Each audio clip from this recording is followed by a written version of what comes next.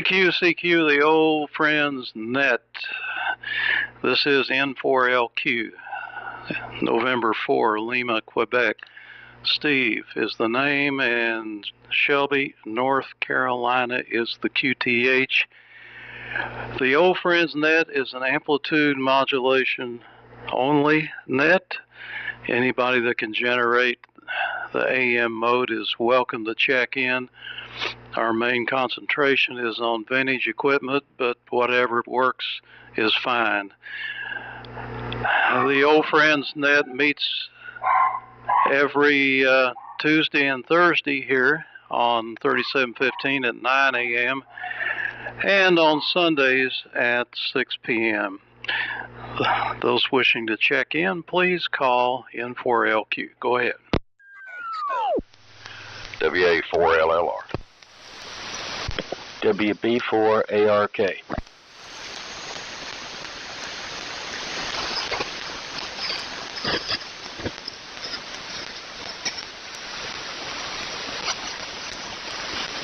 K4JAR. W4MEC.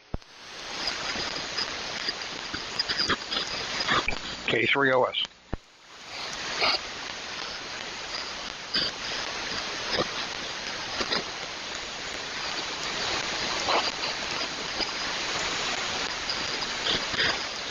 Okay, here's what I've got so far. WA4LLR, WB4ARK, K4JAL, W4MEC, and K3OS. Anybody else?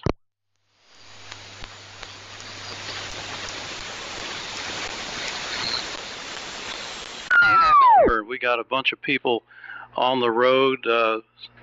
Let's see, Brian and John, and we've got two Johns heading this way, so there's going to be four of us in the truck heading down the Spartanburg. One of them is John Runsky, K4JCR, who you may not know, but he is he's one of the members and doesn't get on very much. And let's see, and of course Brian and John from up at the lake, running the AF-68 this morning, D104, and the loop antenna. So looking forward to the luncheon today. And the big announcement is Sunday's net time will now be at 6 p.m. instead of 4 p.m. So I hope everybody can make it. Conditions will no doubt be better. And it's going to, obviously it will conflict with somebody's schedule, but so does everything else. So it just hope you can find your way around it. Over to you, Dave, WA4LLR, N4LQ. All right, Steve. N4LQ and the net, WA4LLR. Well, good morning to everybody. We've got 36 degrees, wind, snow flurries, a little light snow on the deck, and quite a change from yesterday and the day before. But April is famous for such things. Running the RT13 and receiving on the 180, HQ 180. Everybody is sounding good. Signals are great this morning. So we'll pass it on. WB4ARK, WA4LLR. WA4LLR, WB4ARK. Okay, Dave, very good signal coming into Lake Wiley this morning. It's overcast, looks like pretty much fully overcast, yes. And we have some wind, not bad, 45 degrees or so this morning at about 7:30. So I'm sure it's gone up a little bit by now. But sorry I can't make the luncheon today. I've got other issues going on, and got some work at Duncan's shop that I need to get done. So we will hopefully make it for the next meeting. So with that, over to K4JAL, WB4ARK.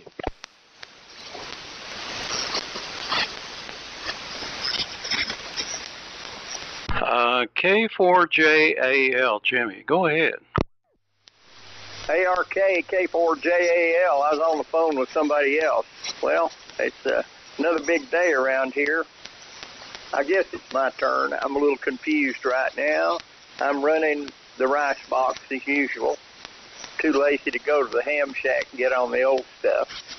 Anyway, dropped my MFJ analyzer, but I'm going to get it fixed. So that's big news around here. W4MEC over to Charlie, K4JAL.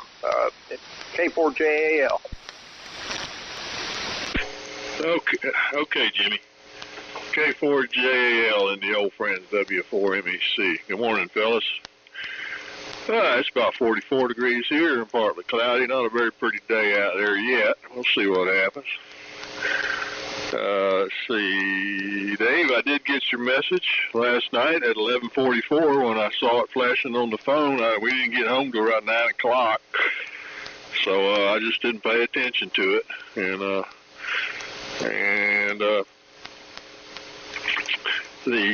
I sent you an email not shortly thereafter. There said if you're awake, call me now, but I guess you weren't. Sorry about that, and I'll do better next time. Wonder if you got any snow up there. We were heading up towards Asheville Way last night around 6:45, and you could see the snow coming down all over the place from the clouds, but it wasn't hitting the ground. So apparently, sorry about hitting the ground. The clouds that we could see, and we saw a bunch back towards Hendersonville coming back too, but it wasn't reaching the ground either. So it was trying, but it wasn't. I guess it was just too warm at a certain altitude and evaporated it all. So what fun. Let's see. Carl, W4RCW, will not be coming with me today. He's been making quite a few meetings here, but he's got work that has a project that popped up, and also a couple buddies of his wanted to do a Thursday lunch that they used to do, and he was going to go do that over in Greenville. So, and couldn't make it to us. So that's the way it is. It works out sometimes. Over to Gary K3OS in the group W4BC. Oh,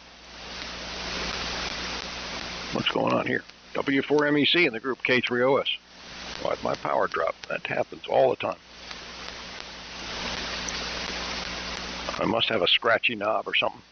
There we go. Anyway, good morning, guys. It's in the mid-40s here in Hickory.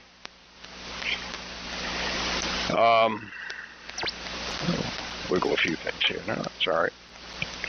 And a little overcast, like I think it is everywhere else. Big change from the other day. I will not, unfortunately, be able to go to the luncheon today. First one in a while, but I've got my first therapy session with my hand, which I had operated on last week. So my thumb. So can't miss that. See if we can get the hand back into shape. It's really difficult working on equipment when you got half of a hand and no thumb to work with. That's all I can tell you. So hopefully we'll start working on that today. I'm running the Kenwood twins today into the Ameritron amp, about 125 watts to the stock inverted V, if it will. So up to Steve. I'm sorry. Yeah, N4LQ K3OS. Go ahead. All right, smooth job. N4LQ. Anybody else out there that would like to check in? Call now. F4EVK. Good morning, Boone. Go ahead and take it and hand it back to me. around. I'm going to have to get ready here in a minute to head out to Spartanburg. Seems like traffic gets worse and worse getting there. Not much going on this morning. Just working on a couple items on the bench and hoping the weather turns steady this afternoon so I can get a little outside work done. And I'm going to, since I just got everything reconnected, I'm going to send it back to you, Steve. N4LQ, WA4EVK. Yeah, well, you got it reconnected right. You're on the right band anyway. Sounds good. WA4EVK, and who has just joined us? And are you staying, or are you? Is this your last round? That plane, I've got to bail out and get on the road for too long. WA4EVK will be clear. Good morning, everyone. All right. Well, you have a good trip. We'll see you in a couple hours. And very interesting. It's 46 degrees here, so that's the warm spot, I guess. And real fine on the ART-13 sounds great, Dave. And buddy, yours does too. And I guess the ART-13s are in the majority. And Jimmy, your icebox sounds good. Fine on sending off your MFJ for repair. I hope they don't break the bank on that one, but it'll probably come back either fixed or come back in as something other than an antenna analyzer. And Charlie, okay on no Carl today. And Gary, okay on the hand. I know I've had some trouble with the thumbs, and what's hard to do is pick up a pill off the table sometime. You realize how important your thumbs are, and you talk about people being all thumbs. Well, they'd probably be better than all fingers, because you really do need those thumbs. And your twins sound good. And traffic this morning, I hope it's not too bad. We go down 85, and I know you guys that come down 26 are facing a mess sometimes. I used to know a preacher, and he would say the highways are teeming with tons of tin. That's I always laughed when he said that. Anyhow, I got a couple of projects I'm working on here. I've got a TMC I think it's a GR9 or GP9. It's a sideband adapter, and it's a big, heavy beast. And all it is it's like a stage of conversion that converts 455 kCIF down to 17 kC, and then it converts it to audio. It's got a product detector it feeds, and 17 kC is used as the last IF in the whole chain of things. So it's got a big dial on it, a big weighted knob, and all that business, just to vary a BFO, as it were. And it works okay, except this 17 kCIF consists of one big, heavy metal box, hermetically sealed with some kind of solder, I guess. It's got 3 leads, the center one being ground, input and output. Mystery box, and I'm sure it's an LC network, and it yields about a 2.5 kC wide bandwidth, plus or minus at 17 kC. Well, it's decided to act up, and it's pretty much shorted out, and I can bypass it, and it really sounds better than that thing. It's kind of narrow, but it has gone bad, and I'm trying to think, should I take a torch to it and try to open it up? It's probably full of tar and everything else, a real mess, probably not repairable. There's no replacement anywhere. I can't find. I've seen some schematics for LC Networks second order, which would probably help. And that takes a pretty high value inductor like one Henry or something like that. It may or may not work. I don't know. And I don't have a choke here that's 1 Henry. I've got some audio output transformers that can approximate that. So I don't know if I should bother playing around with it or not. I'd like to keep it original, but that thing is non-obtainium. So Dave, WA4 LLR, N4LQ. N4LQ and the net WA4LLR. All right, man, what great signals. Everybody's got the S meter almost on the peg. Band is quiet as a mouse up here. I figured with all the wind that we were having, I'd have some wind noise, but I don't. It's just absolutely pristine. 7-3 to you, Boone. Have a good trip. And Gary, good luck with the physical therapy on the hand. I have been through many rounds of physical therapy, so I can empathize with you. Jimmy, good deal on getting a hold of MFJ and getting the analyzer on the way. And, buddy, sorry you have to work and can't make it to the luncheon. Charlie, yeah, we've got a little snow. Not enough to amount to anything, just enough to see. But it's still spitting a little, even at 36 degrees. And they're saying we could get snow flurries today, tonight, and Friday night. So bring back spring. Charlie, I got your message about the time I got on the net. So that's no problem. But I'll tell you what it was about. I can't make it today. I've had something come up till I can't come down, and Steve's bringing me a couple of radios, and I was going to see, Charlie, if I could impose on you to pick them up and haul them up to Hendersonville. I have to be in Asheville 2 days a week, so hopefully maybe one of the days we could meet somewhere and transfer those. If you can't, I understand, but if you can, it would be great. And I really hate that I'm not going to be able to get down there today. I had every plan on it, but had something come up, and that's just the way it goes. And we've got an interesting addition to the family. We went yesterday and picked up my wife's belated birthday present, which is a puppy, and not just any puppy. This one is a Great Pyrenees German Shepherd mix. They call them some people call them a Shepherdnese or something.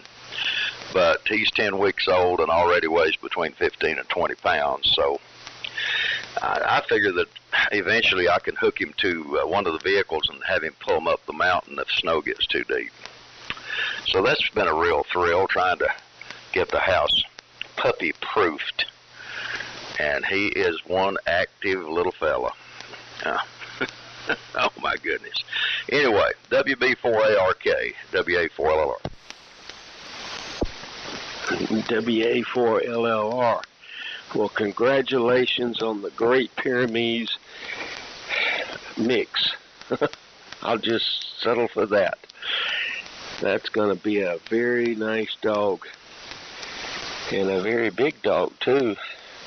Gonna eat a lot. Well, I'm sorry I can't make it today. But things do come up, and this is one of the issues that we had to get out of the way. Today, I was going to fire up my ARC 5 station, but I'm going to do that another time. I've got the ARC 5 modulator, transmitter, switching network, and so forth. And so we're going to give it a try. Not sure how many watts we're going to get out of this, but we'll give it our best. And it's stock, it's not modified, so I guess we'll have to just go with that for right now. let's see what else we got going on here. Well, I guess that's about it. We've got everything finished. All of our radio equipment has been the service that I had, and so we've got the KWM2 back in its case, and so we're good to go on that. So I guess we'll just send it on over to Jimmy again and see if he is back available. K4JAL, WB4ARK. WB4ARK, K4JAL. Yeah, I'm here in a way, buddy. Doing pretty good. I admire the ARK 5, or your ARK. I'm admiring your radio rig. It was a nostalgic memory for me. We used those things in the Civil Air Patrol back when I was a teenager. Blue Dogs and Red Dogs up here in North Carolina. Yeah, it's going to cost me $110, they think, to fix my analyzer, and about $10 or $12 shipping back. So it was a fairly expensive drop, but I'll be glad to have it back. I depend on that thing. Over to you, Charlie, W4MEC, K4JAL. Okay, Jimmy, K4JAL and the group, W4MEC. Let's see. Okay, no problem on picking the rigs up, Dave. I guess that was the two that you got from him. What was it, a T150 and a T100, or was it the receiver? Yeah. Don't waste your time on that receiver if you run across one. I can't. Well, if it was, I guess you have to live with it. But there's no RF gain control on that receiver. It's just wide open. And I can't remember the other issue with the thing. I think it has a self-oscillating IF for the BFO. That's always fun. They did that with another rig, the receiver, their Ocean Hopper, I think. They're the little tube-type shortwave receiver. It had an oscillating IF too, and they don't work that well. Trying to think of another one that did. The ones I know of. Holocrafters made what was that little receiver that went for the HT40? S140, I think it was. It has an oscillating IF for the BFO. They actually make one of the IF stays break into oscillation for it to detect sideband and code. So an interesting, inexpensive way to do it that doesn't work worth a darn. So watch out for those. Let's see. Slowly but surely getting my rearranging done. I've still got a pile of junk in the way. I have a project that's going to take over a third of my workspace and which is my garage, or what was a garage. You know, if you remember my story, it was built in an era when cars were. Let's put it this way: it wasn't built for a pickup truck or a Suburban. So, but you can get a Model T in there. So it has been my workspace since we bought this house 31 years ago, almost 32. And I'm going to be building a laundry. We're taking the laundry up from the basement and putting it on the same level as the house here, and walk out of the kitchen into the laundry. And so, which basically that space is storage anyway right now. So my net loss is zero, but I will have a net gain because I will have space where a freezer and a refrigerator currently is taking up radio room space.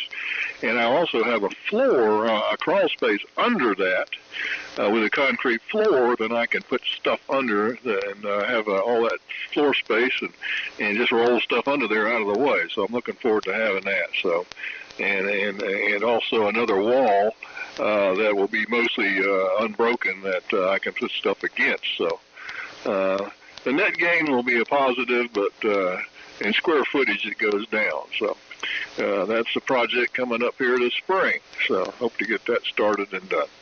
Let's see. I can't remember. I think Gary's still there. K3OS in the group, W4MEC. Yeah, I think I am. W4MEC in the group, K3OS. Yeah, good luck with those projects, Charlie. Anytime you can get storage space for free, that's a good deal. Holy Toledo. Yeah, I'd opt for that as well. And as well as not having to walk up and down stairs to go to the laundry. That's as you get a little older, that becomes something you'd like to get rid of. We fortunately, when we built the house, we put the laundry on the first floor, and that was probably the right thing to do. Dave, I've been through PT before, so I'm prepared for it. No pain, no gain. That's what they say. But I have a lot of motivation to get this done.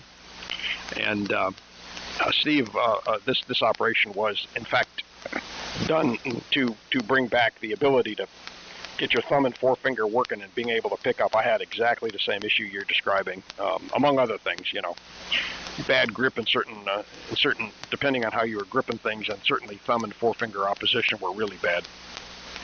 And it made a mess. I couldn't play the piano anymore with my left hand, and that's for some of you, most of you know that's kind of what I do. That's the other side of me. So I had an impetus for doing it, and they said there was a fix, and the fix is to remove the little bone that was rubbing against the other bone. So we shall see how this all plays out. I'll keep you guys posted. And congratulations on the puppy, Dave. Well, we've got 2 cats here, and that keeps us busy. And Steve, on your LC circuit, if it were me, I would cut it open, since you have nothing to lose. You may not want to. I don't know. If it's hermetically sealed, yeah, you could do that. But I was thinking maybe instead of unsoldering it for the heat issue, you can take a little Dremel and just cut the base like you tend to do with caps. It's just an idea. Anyway, Boone is gone. Back to you. N4LQ K3OS. Okay, this is N4LQ. Do we have any late check-ins?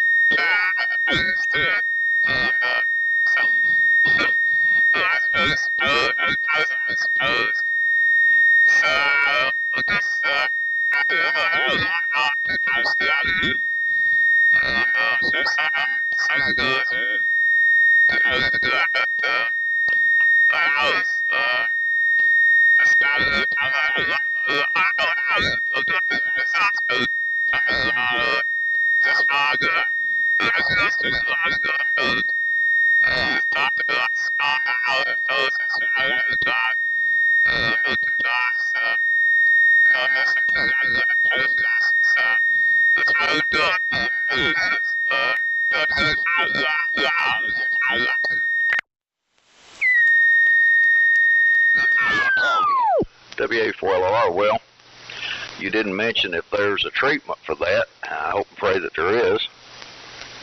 And I'm curious, Steve, if that Zenith was a floor model that you got from your grandmother's living room or wherever. Oh, man. Good old days. I remember my great aunt had a monster floor model Zenith. And I used to beg my folks to let me go visit her. I don't know if I said 2 words to her, but I lived with my nose in that radio. Oh, me. That was long before the teenage years. Anyway, let's see here. What else? Yeah, it's interesting about the dog. My wife had been talking and actually planning to get a toy rat terrier.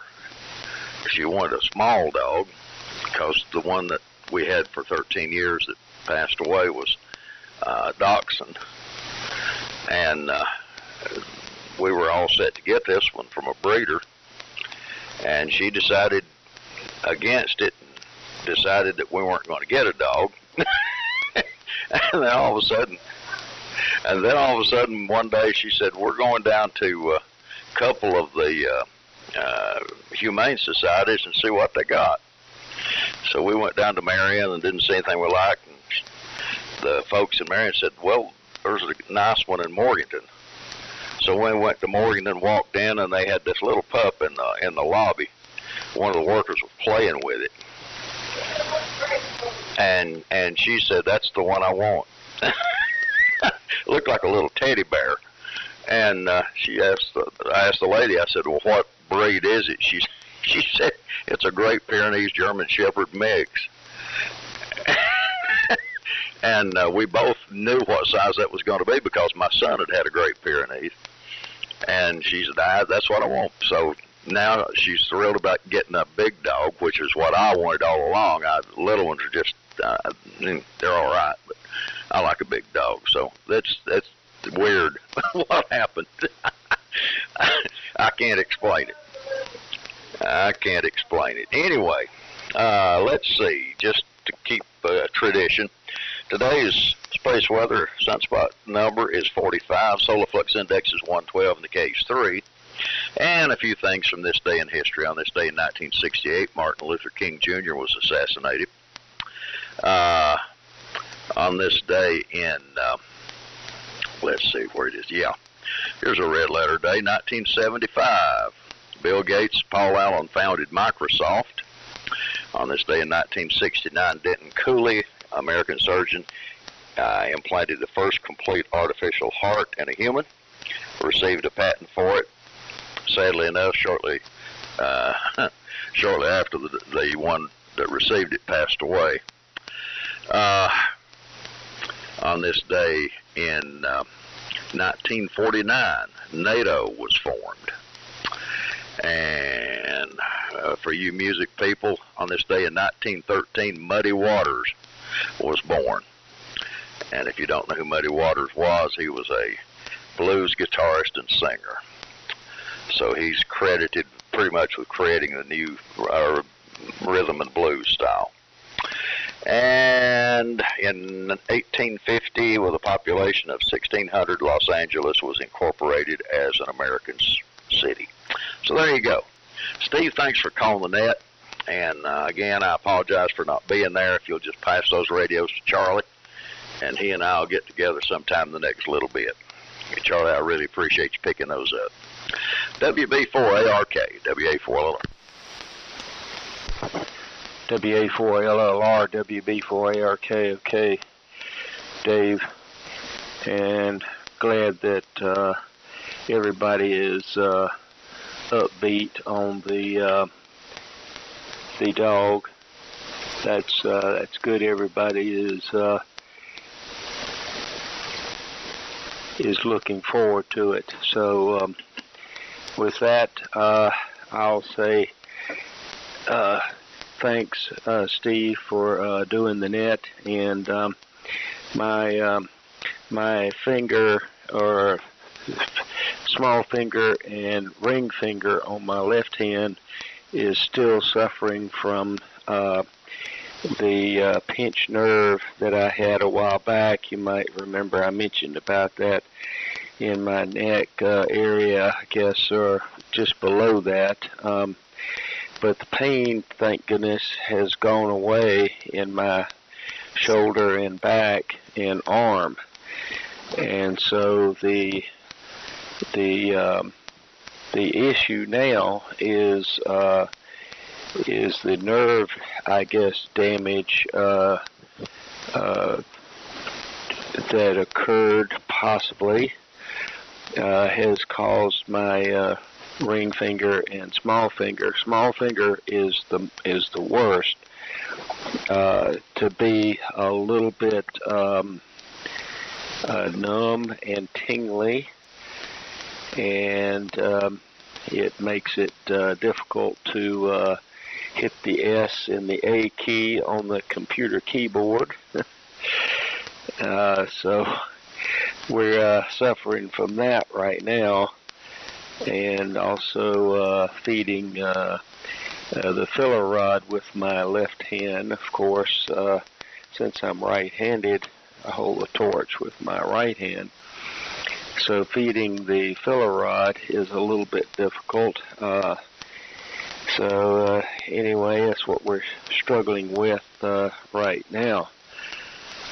Hopefully it's going to get better. I don't know what the prognosis is with this issue. I haven't been to a neurologist to check it out, but I don't think there's much they can do about this. I guess it's just going to have to go the way it goes, unless possibly there's an injection they could do in that area.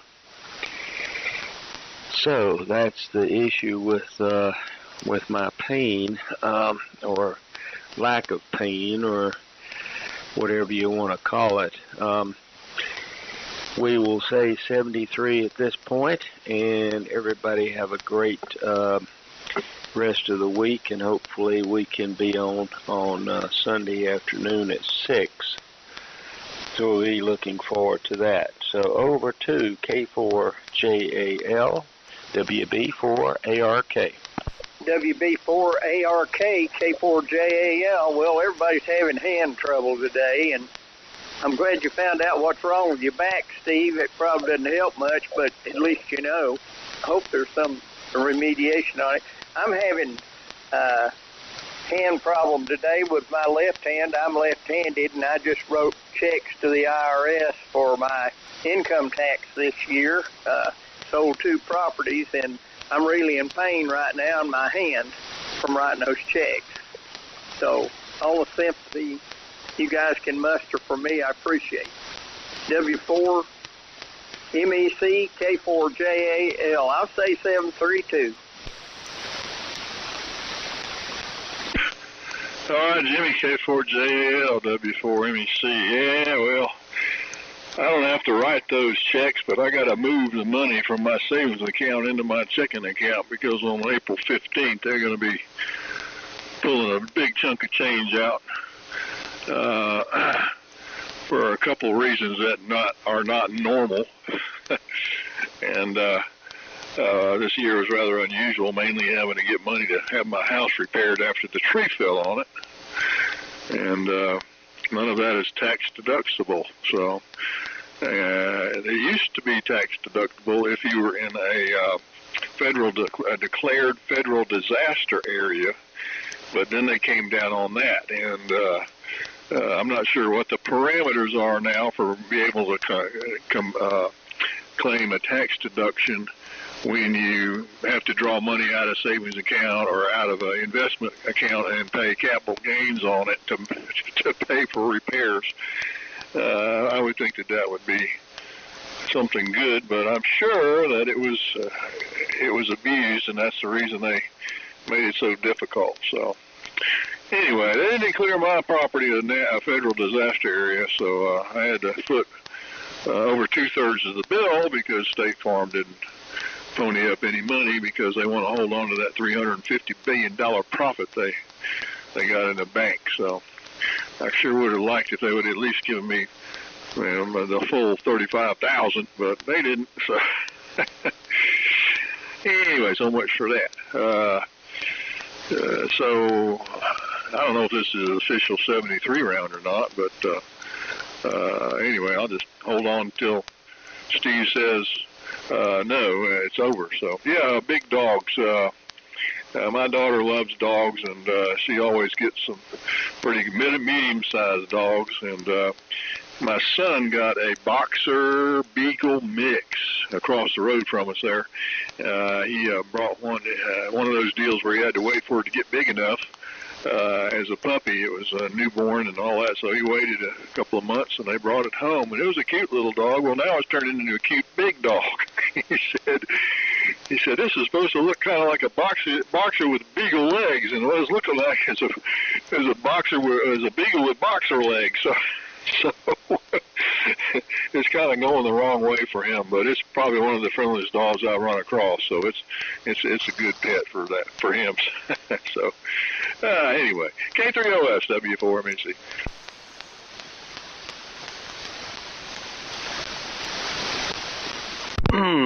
Gary, are you here?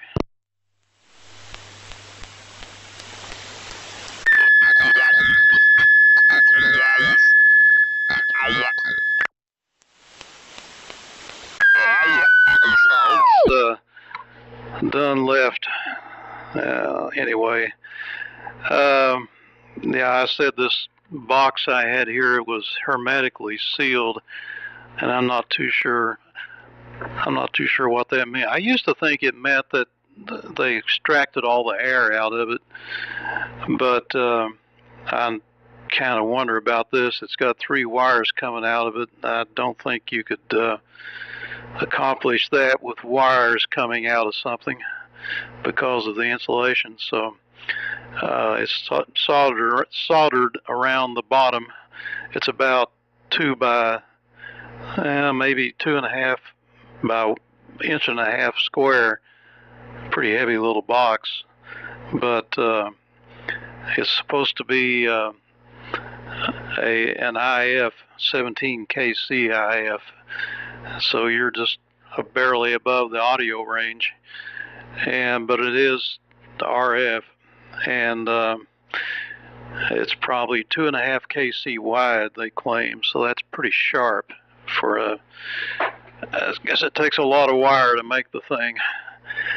But yeah, I could use a Dremel and cut around it and see what happens, and try to pull it out of there. But it's got four dimples on each side where they pinged it, and I wouldn't be too surprised if they're in some kind of brace in there to hold it together so you can't take it apart.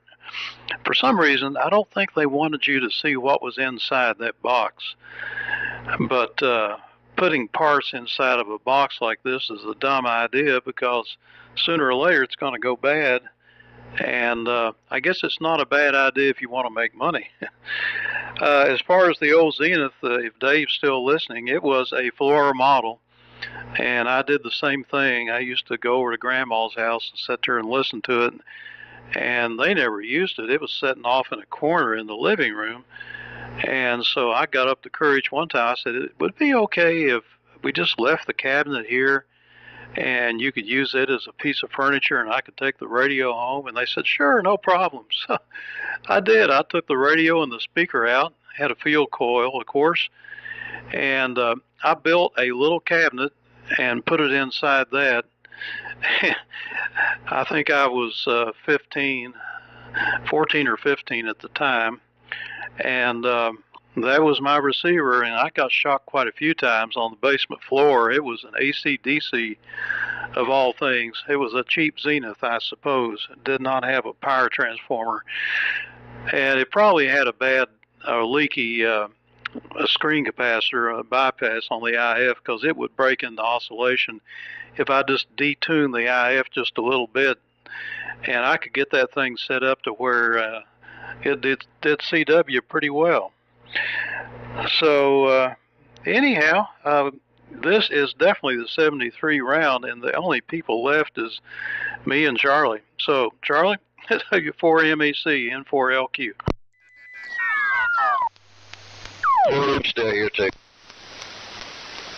Who is?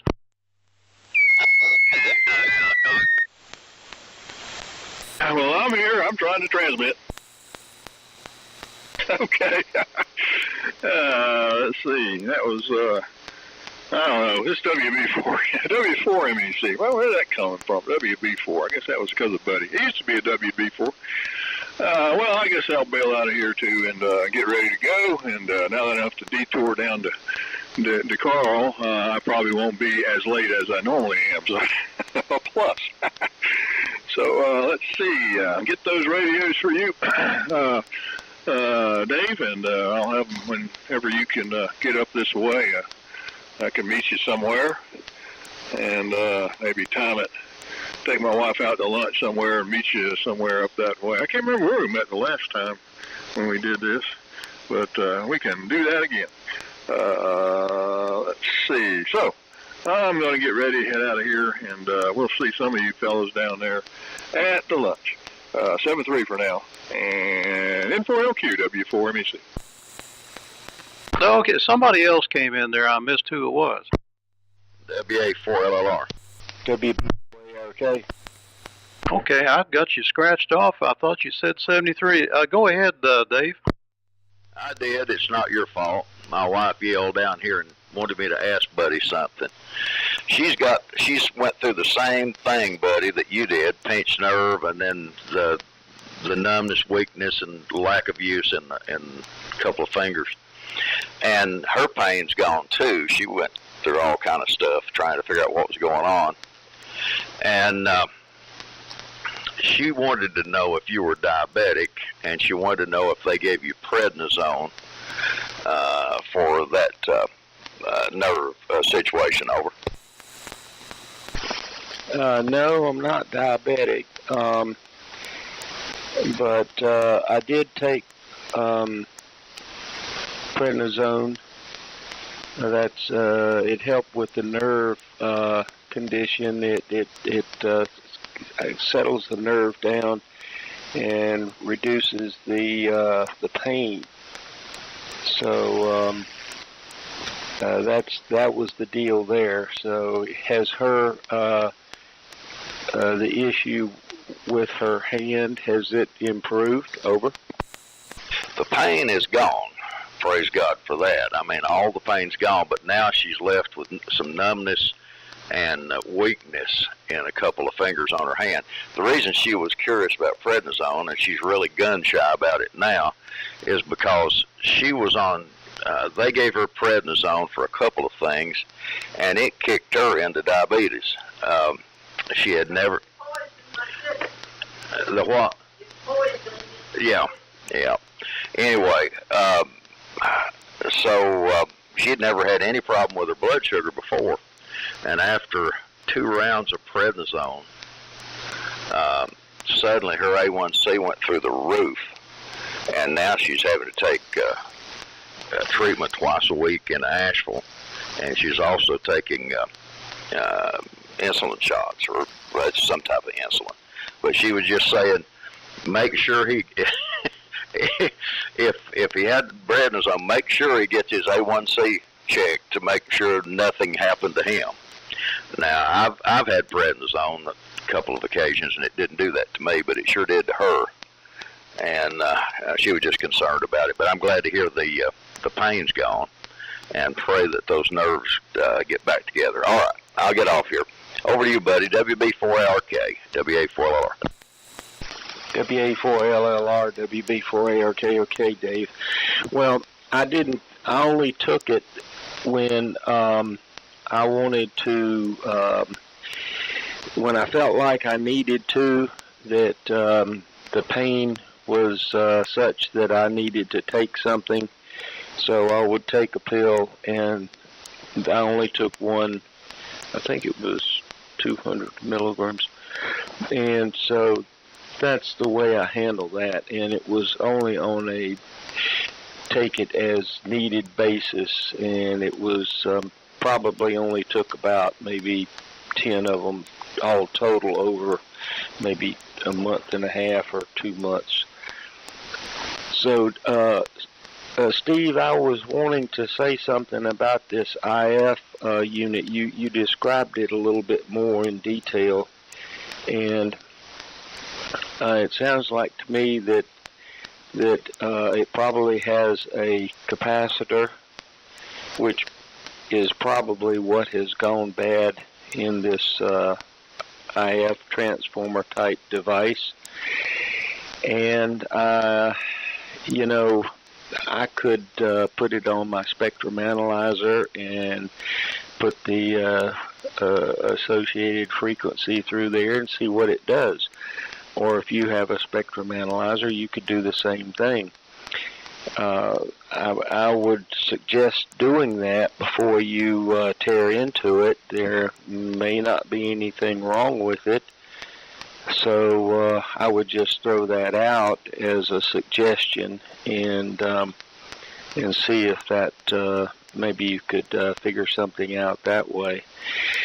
So with that, I'll say 73 for now, and I guess we'll send it over to Gary, K3OS, WB4ARK.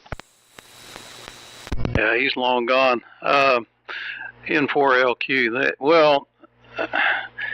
Let's talk about your finger pain. Reminded me of one of the songs I heard yesterday by Badfinger. Let's see. I just looked up prednisone. I didn't realize it could cause diabetes, but it says taking prednisone can make the liver resistant to insulin, raising blood sugar levels and potentially leading to steroid-induced diabetes. Boy, that's a new one. But that's Dave's wife got it. Well, you would think it would go away if you quit taking it, but I guess it kicks you into that and you can't get kicked out. It's bad stuff. Yeah, well, the transformer is definitely bad. It'll pass audio right through it, but if you ground it to the chassis, it just kills everything. It just barely works, and what does come out of it is way off frequency, and you just barely get a little audio distorted stuff through it. And I've got it sitting here by itself, and I hooked it up. I got a generator and a scope here, and I tried feeding audio through it, and it's got a problem, no doubt about it. And the idiots, like so many things, Collins did this too. They come off the plate of the tube right into this thing, and no blocking capacitor. So DC goes into it, and it doesn't come back out of it. So you know there's a capacitor in series there somewhere, and it doesn't cause a load on the tube or anything. So I think a capacitor somewhere in the chain is leaky, and there's probably several layers of filtering that's going on in there with several capacitors and inductors, what have you. So I don't know. I'll eventually take it apart, and when I get a chance here, and get the Dremel out and see if I can open it up. But like I said, I can bypass it with a capacitor, and it sounds much better than anything else anyway. So the selectivity can be accomplished in the receiver that's providing the IF anyway. Anyhow, that's about it for the net. Thanks everybody for showing up. We'll see anybody that can make it to Spartanburg at lunchtime. 73. This is the N4LQ closing the Old Friends net. WA4LLR. Yeah, go ahead. It wasn't prednisone. It was gabapentin. Gabapentin that I took, and so it's a different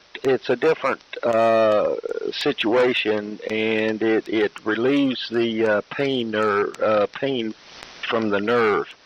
So that's what I was taking, gabapentin. Over. Okay. Yeah, I'm familiar with gabapentin. They gave her some of that too, but the prednisone is what did her in, and that's interesting.